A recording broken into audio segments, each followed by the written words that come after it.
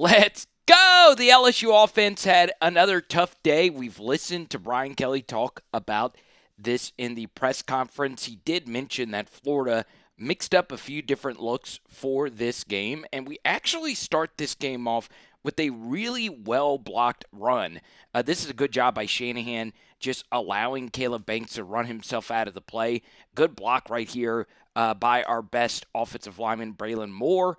And these are just really good blocks that turn into a good gain. Obviously, Tyreek Sapp's a really good player, so he ends up making this tackle, but not after a gain of about 5. So let's get to the second down play on a clear rush 3, drop 8. We motion a running back to the outside, and Florida is just all over this coverage-wise.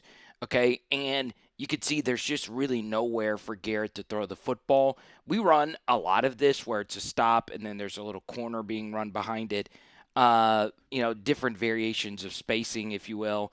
And Garrett rolls out to the right side, and there's just honestly nothing here. Now, what I would say about this play in particular, one thing I would like to see LSU do is, yes, they're in a rush 3, drop 8, but you could see that this safety, even though this in theory is middle of the field, open, split field, this safety is center field. And we have a press corner down here. Now, Kermani McLean, the former 5-star, had himself a pretty good game. He had some really nice flash plays.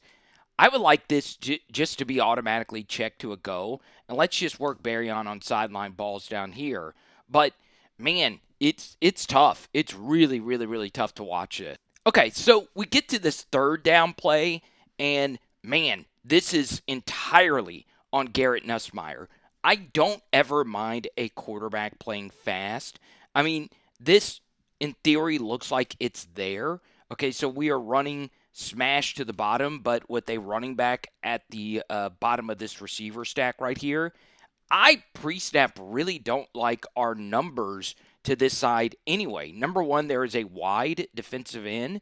There's also 3 guys for these 2, and one of these being a running back. Your read the entire time is this corner right here. Okay, so Garrett thought, just by looking at this, that the corner is going to run with the deep out. But the corner baits like he's going to go here and then immediately run towards a quick out to Caden Durham. Okay, the corner played this pretty well, and by the depth of this, it looks like he's not going to be able to get out here. We're also to the boundary hash, so this is a shorter throw. This is a really good play by the corner, but honestly, if you take a look at this from a different angle, you could see that this corner route is open. Okay, it just is. And take a look at it. Boom. Okay, corner plays it well, but there were other open guys on this play. So here's the same play, but from a wider angle, and you can see that in my estimation, if I were to be playing the quarterback position, I would rather work the wide side of the field just pre-snap because I had 3 receivers versus this 4 instead of 2 versus this 3. Okay, once again, you're reading this guy, but take a look at this. A few things actually happen, and this is exactly what Florida did versus us last year. Okay, if these Gators, and it was really, really bad this year. Obviously, Garrett did some good scrambling in this game, but we can't live in an offensive environment with Garrett being a very good in-breaking route QB, with just linebackers and overhang defenders just turning their backs to the quarterback and walling everything off. Okay, so take a look at this. Garrett should be scrambling for first downs every single time if they are going to do this. Rush 4 with guys to their backs like this. This is a huge, huge gain right here for Garrett if he just steps up and goes. Okay, now that's okay if you don't want to do that. Just occasionally do that from time to time. Okay, we also don't want to not target Aaron Anderson. Okay, it's to a point now where he's just been so good for now a year and a half. He's not had a bad game for a year and a half. Yeah, there's a few drops I would like to see cleaned up. But you could see this pocket is indeed good, and we do have some in breakers open. Okay, if you don't want to work Aaron, That's okay. You want to go to Barryon? That's okay. So this just was a tough rep. But at the same time, I don't mind my quarterback playing quick. Now, let's give Joe Sloan some credit on the very next drive.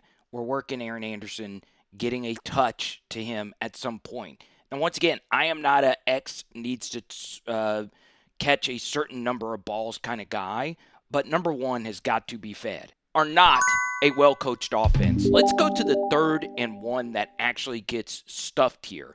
Okay. I actually like a bit of creativity in the run game, but this is a disaster. So you can see here that this looks to be a handoff zone to the left, okay? But Durham and Garrett go to the right, okay? So I kind of like this. This is creative. When we get in this formation, we normally like to go outside zone to the right or outside zone to the left. This time we're zone blocking to the left, but Durham is taking this from the right side, okay? And immediately he panics because the linebacker is able to run through here untouched, okay? So what actually happened here?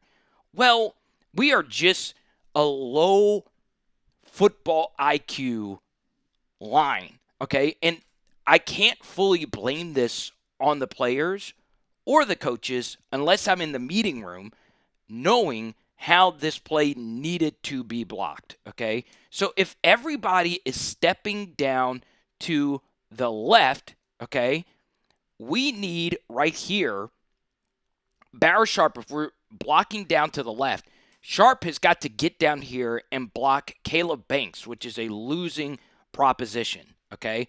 But you can see right here that Weston Davis actually ends up blocking Banks, and he doesn't actually zone step to the left, and that opens up this huge hole for the backer to just run through. Okay, I understand wanting to give some help to Caleb Banks on this block for Barrow Sharp because that is just a tough assignment for him to have. But at the same time, you also need to carry out your assignment. If you are zone blocking to the left, this step needs to be lateral, okay? And obviously, I get wanting to help on Banks here. I really do. But if you're going to do it, at least get a piece of him. Sharp also doesn't get a piece of him either, and now this is just a disaster. The thing is, because there is a backer right here, and I understand it's a lot of fast forwarding and rewinding, but that's how it's normally done in meeting rooms, someone's got to get a piece of him, okay? So does Shanahan need to peel back here and take him? I don't know. I really don't know, but this should never happen. This is just a good rule of thumb. Never do we want unblocked pressure through any A-gap on any play, and that's what happens here.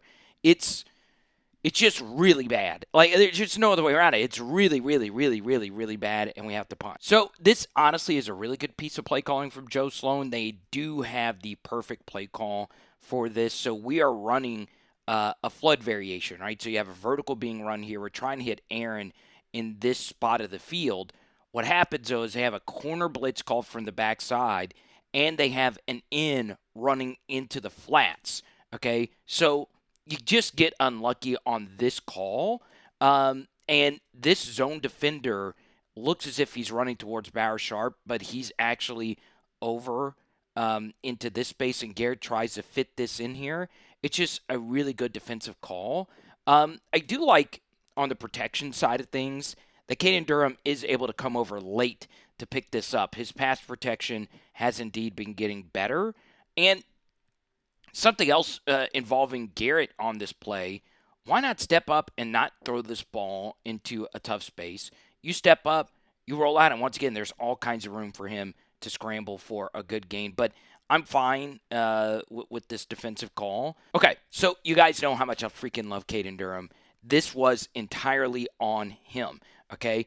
I understand that you're tired of getting stuffed on outside zone at a pistol, but in this instance, he makes a really bad decision to cut vertically, and overall, this play was actually blocked fine. All right, so it's tough. It is easier for us to break this down from where we are, okay? First thing I like about this from Sloan is we are in shotgun, and now we actually go into pistol. So even then, it doesn't really do a whole lot for me because they know it's coming, right?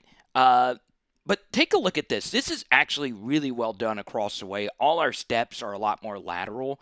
It's not what we saw in the Louisiana Tech game. We do a really good job on this double on 91.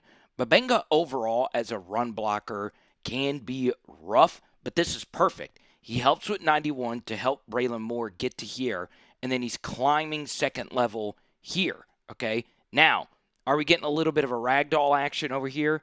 Maybe so, but man, no, we're not. This is a good gap. This is what we want to hit. Okay, I understand Durham, knowing that this year we've had more success on this play cutting this vertically, but you can't just guess. You have got to read this thing out, and boom, this is what we want.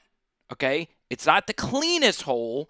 It's not, but he runs into the arms of the guy Braylon Moore was blocking well. Okay, so it's just ugh. Let's get to this third down play, and honestly, I do want to talk about something Brian Kelly brought up in the press conference earlier today about Garrett Nussmeier checking into different plays. Okay, it is a superpower of his, and that skill set is more valuable to me in the NFL than it is in college, right? But you can see right here, when we checked, guess what? Florida also checked into a play. And what I think teams are going to do, seeing when Garrett Nussmeier checks into something, oftentimes QBs are checking from a man beater to a zone beater, a run to a pass. They can be checking into a lot of different things. And Florida checks into something that is very, very, very exotic. Okay, so what actually happens here is you could see pre-snap that it looks like this is going to be some variation of middle of the field closed. Okay, but you could see at the snap that this becomes middle of the field open, or at least we think it is. The outside backer becomes the middle third deep player. Okay, so this kind of turns into a Tampa 2 variation, if you will. Obviously, the great Tony Dungy's defense. Okay, so you tell me, where should he actually throw this football? The answer is honestly nowhere. Okay, the one thing that does frustrate me about a lot of our route concepts is there are so many stops where the receiver is just stopping and there's just nothing else for them to do. He's guarded. Okay, it looks as if we are running a slot fade, which has been from the Jaden era to Garrett's era now one of our best plays. Okay, but they're all over it. Okay, they are all over this slot fade. It is just well guarded, so there's just nothing really there. Garrett's trying to work the backside dig. Man, there's just a lot of traffic to throw that. Okay, so that's not open. That's not open. That's not open. You do just have to hit your check downs, okay? And on this check down, it just gets deflected at the line of scrimmage, okay? Ugh. First and 10. Little RPO action right here. This is just so bad. I mean, it really, really, really, really, really is bad on so many levels, okay? Now, once again, Josh Thompson in the early portion of the season and just our offensive guards in general. So Cohen Eccles is in the game for Paul Mabenga. We have played guys that are going to play in the NFL for a very long time at defensive tackle, okay? It still doesn't excuse how badly these DTs have roughed us up the middle, okay? Peter Woods really did some good things versus us. It's just we were able to work around it. Caleb Banks is just all over this. So I am glad we did not hand this football off. And this is a really good read by Garrett. Okay, we got good blocks out here. It's just a god-awful throw. Okay, we can get into footwork and all that stuff. But Garrett obviously is mostly great mechanically. This is thrown behind him. If we hit him in the chest, okay, or lead him, he's not turning away into these blocks. I'm actually glad he did drop this because this would have been a huge loss. If we have a semi-decent throw, we're not picking up a lot, but at least we're picking up something. A really good throw from Garrett to Barryon Brown. You want to know why Harlem Berry doesn't play more, even though he's a prodigious talent? Okay? You just, like, it is insane how unacceptable this is. But it is simply put a tough thing for true freshman running backs to be good in pass protection. It's just something that you'll never really see.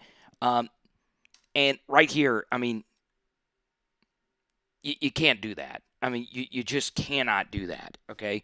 But the good thing is Garrett is such a quick thrower of the football that it really doesn't matter as much, right? He's always going to make your protection look a lot better, okay? And he makes a really good cross-field throw to Barryon. At least Harlem got a piece of him. We'll take that. But still, it needs to be better because I want him to. So we get to the next play where we actually give the football to Harlem Berry.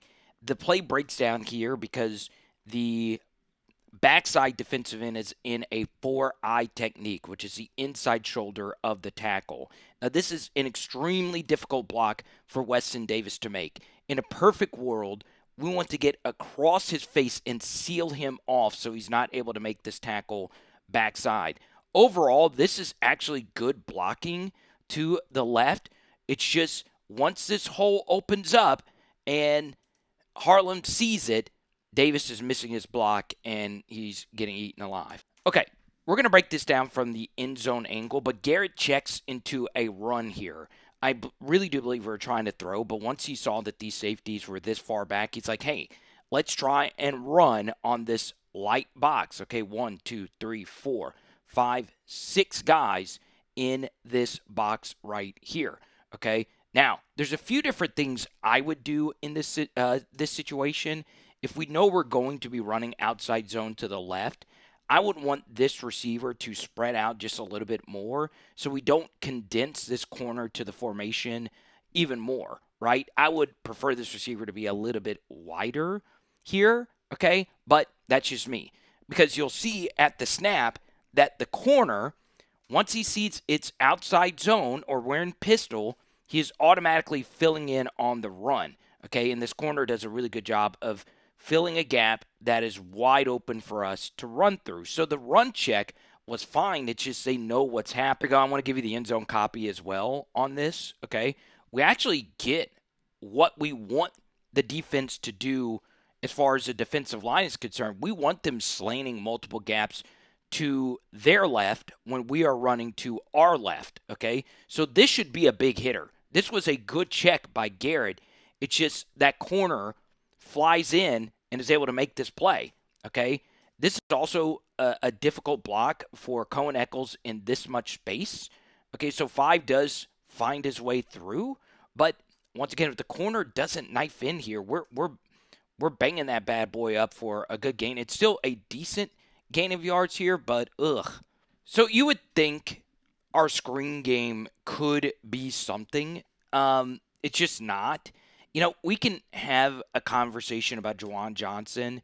You know, he's been a decent part of our offense for the past year and a half now, and there really hasn't been any explosive plays connected to his name. Some decent plays, but we finally get the screen off, don't block it well. They have it sniffed out as well. You know, they have the Clemson tape. That is a good broken tackle right there. So he's a decent player, but I don't know if it's someone that I want to set up touches for over the course of a game. Third and Ponchatoula, and this is one of the best plays of Garrett Nussmeier's season, okay? Really good stuff. Remember we were talking about earlier, these guys walling off any in-breakers, just their linebackers across the way. We just need to be able to just take off and run, okay? If this drop wasn't so deep, this backside end is probably not getting there as quickly. So, yes, of course, it's never the most nimble, okay, but it's good enough to get our guy into a decent field goal range, and we're able to tie the game. Okay, let's go to the second quarter, and honestly, we're just not good blockers, just in general. This is a really good block right here. We're running a little swing pass, and by the design of this, we are unblocking the mic, okay? So he chases us down from the backside. It doesn't help that Juwan Johnson just totally whiffs this block right here. I mean, that's just not good enough. It really, really, really isn't. It also doesn't help that Barry Sharp, who once again is playing a heavier snap load, misses his block as well. Okay, once again, it's not the worst because he is fighting so far upfield. Barryon does eventually let go of his block because he's going to the second level to block somebody else. I prefer you just stay on your guy. And not a single block was made well on that play outside the beginning of Barryon's rep. Okay, let's go to the 2nd and 13 play. We run 4 verts. I feel like we ran 4 verts too many times last year.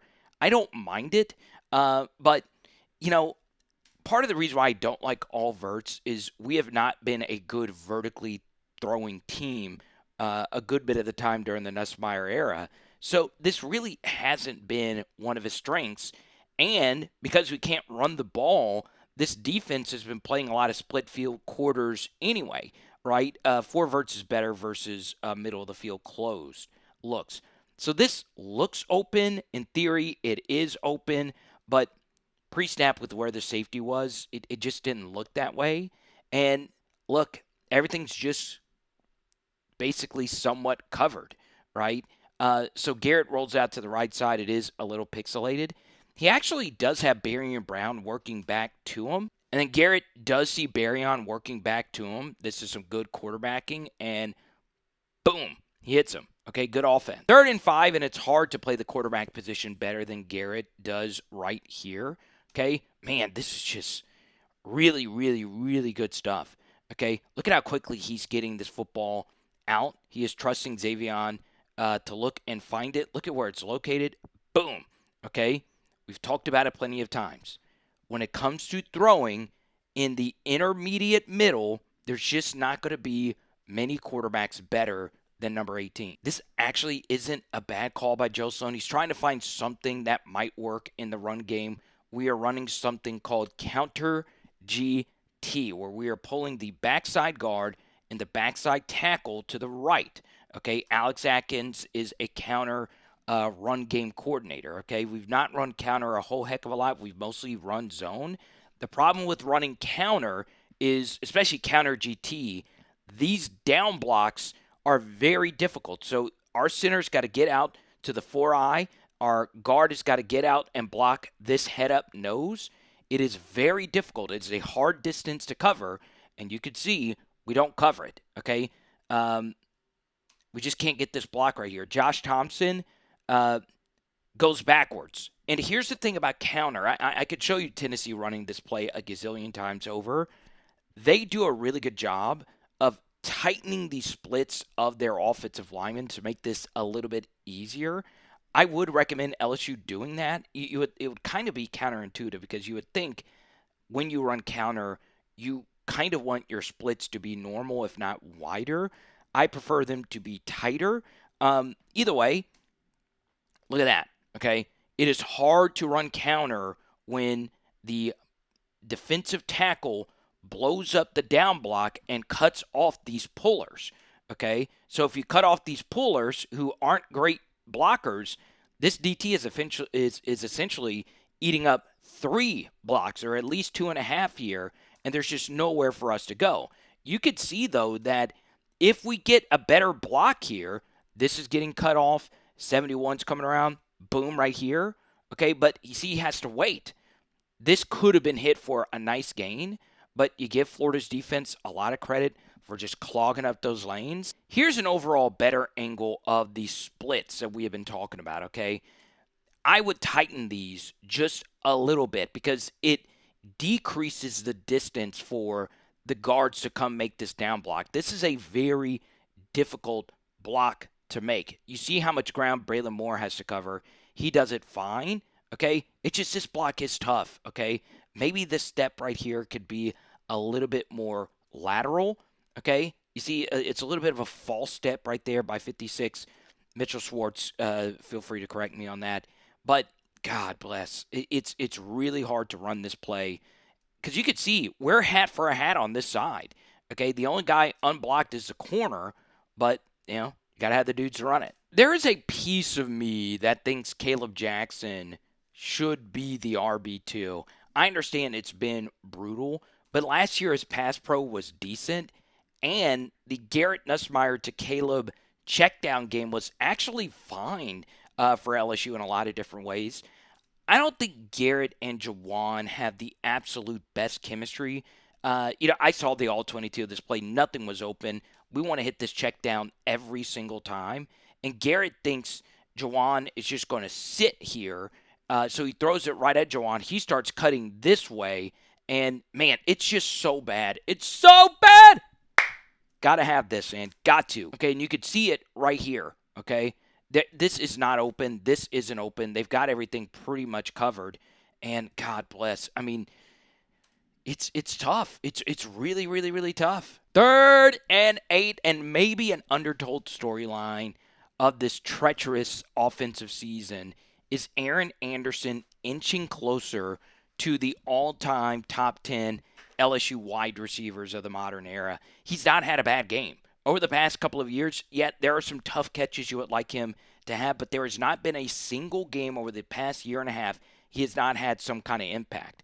Okay, they're getting exotic. They're backing up both their DTs, and we want to attack that. Garrett sees Aaron on this vertical right here and just layers a perfect throw. Look at that. Boom. Okay, good fearlessness from Aaron Anderson to make that catch. And AA will tell you, man, he would have liked to have missed these guys so he can go score. But, God, it's just really good wide receiver. Okay, so on this next play, this is a bone I have to pick with Sloan. I don't know why we've not done more split zone slip type of actions. We are never running this on this front. Every gap pretty much is accounted for to the play side, and we've not been able to block any play side zone runs, period.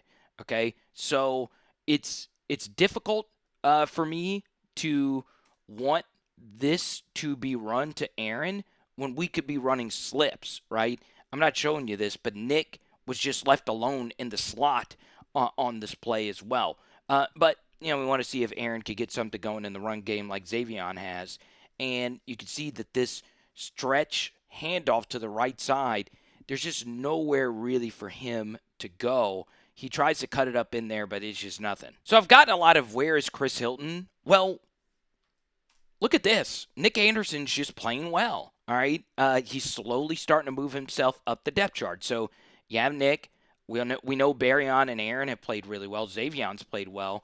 Where's Chris going to get his targets, right? We can't work him in the short game because he fumbled it. So look at what Nick does here. This is a really good piece of running. It really is. He makes a couple of guys miss, and he's able to fall forward here for a few extra yards. So this was Mahomesian from Garrett. Both of them obviously not having the season that you wanted. What they're trying to do here is fake a quick screen. You saw Joe trying to set this up. We ran this play earlier, and it was blown up. And we're trying to hit Bauer on the up here on this quick screen. They're ready for it. Okay, they're just sitting here ready for it. Okay, now what I would say, Garrett eats it and then thinks about throwing it to Xavion in the flat, and he then knows by faking that there's going to be space right here. Braylon gets called for a hold. It was a good call. Braylon had a few penalties in this game, but Mahomes is the absolute best at this, right?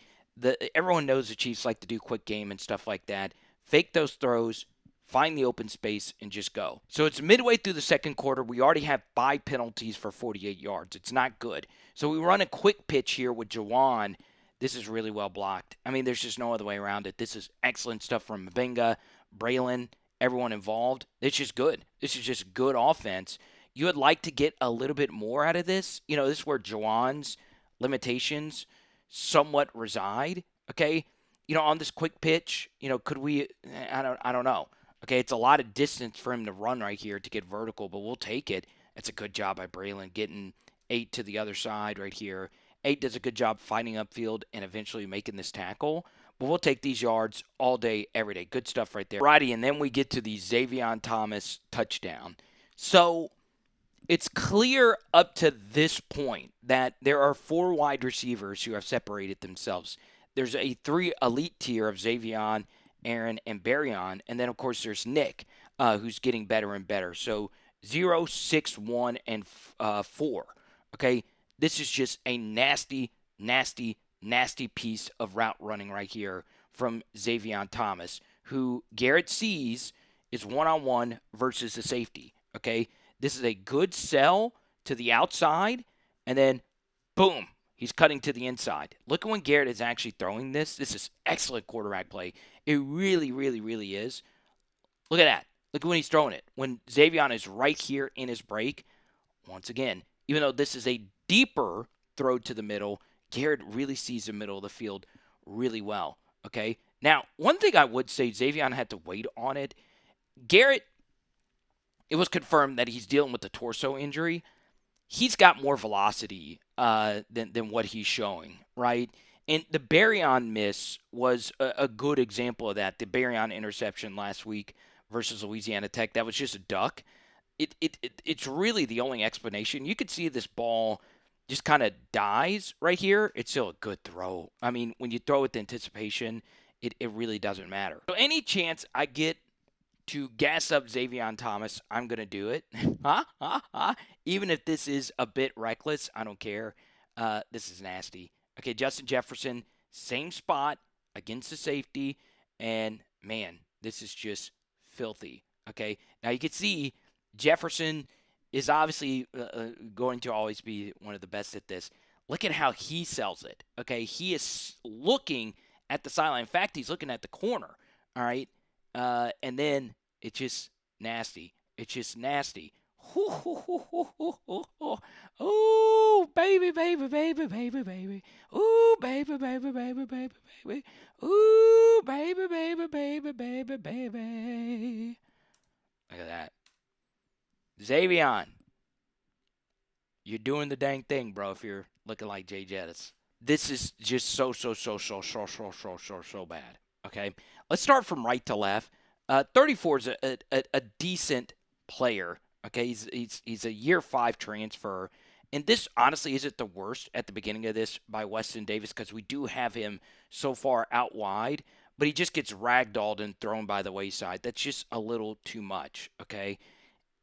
We go to Caleb Banks versus Josh Thompson. Okay?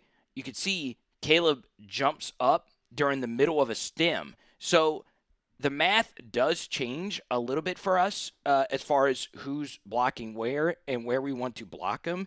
But the good thing about a defensive line stemming right before the play begins is that they're going to be standing up. And for those that don't know, a stem is when a defensive line moves as a unit before the snap, or individually. That would still technically qualify as a stem, but normally it's in unison, okay? You can see we fire off really high, and Caleb Banks beats Thompson to the outside, and that is just a lot for Caden Durham to deal with, okay? Now, Thompson does a good job pushing him out the way to get Durham through, but still, okay? Now, let's go to the center.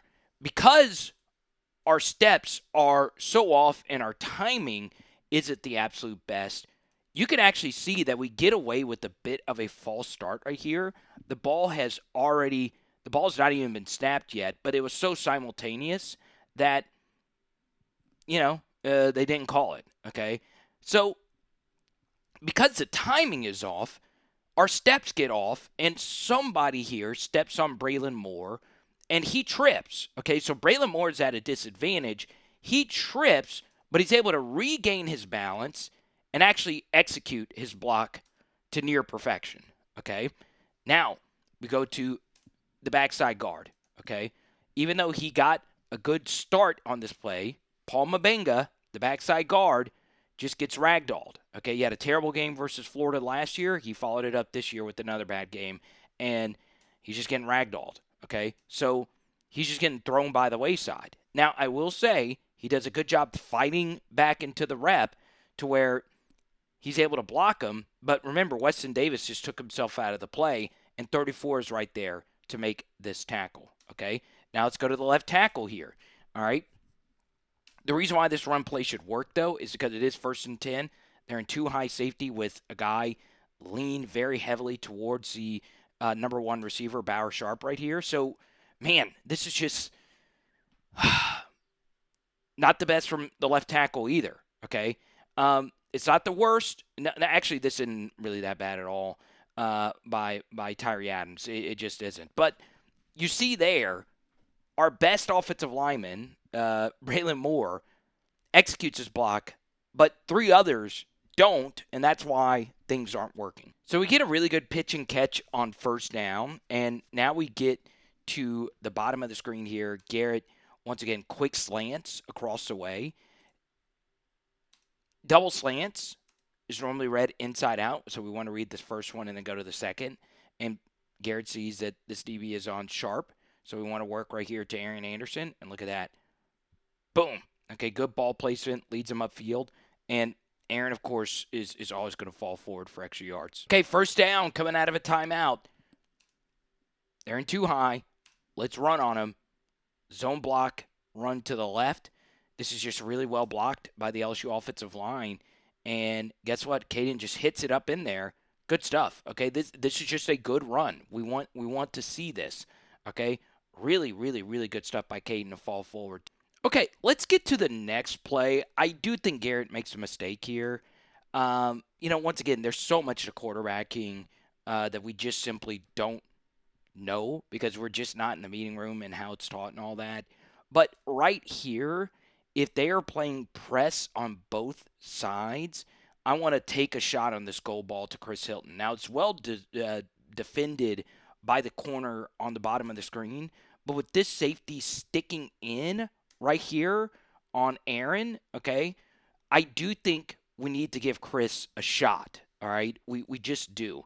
Now, I will say Weston Davis is getting beat off the edge. It's not the absolute worst. And once again, I know it's pixelated, but it's Chris is in a phone booth right here. But throw this up. I mean, let's just see what happens. You can see from this angle, it looks like Barra Sharp is open, but there was a safety right here. So we would still like to get this completed, but Garrett was getting hit. And there you go. It's incomplete. Okay, 3rd and 5. Obviously, this has been a Brian Kelly staple. Running on third and mediums in plus territory. If you don't get the yards, you could just go for it. But the problem is we should have picked up all the yards here. Palma Vega just gets dominated. You could see it's just a nasty swim move by Caleb Banks to the inside. And it's tough, right? The hardest thing to stop, the hardest block at any position on the offensive line is defending a swim move to the inside from a 3-tech, which is the outside shoulder of the guard. You want to know why I know that? It's because I was a very undersized defensive tackle who didn't have elite athleticism.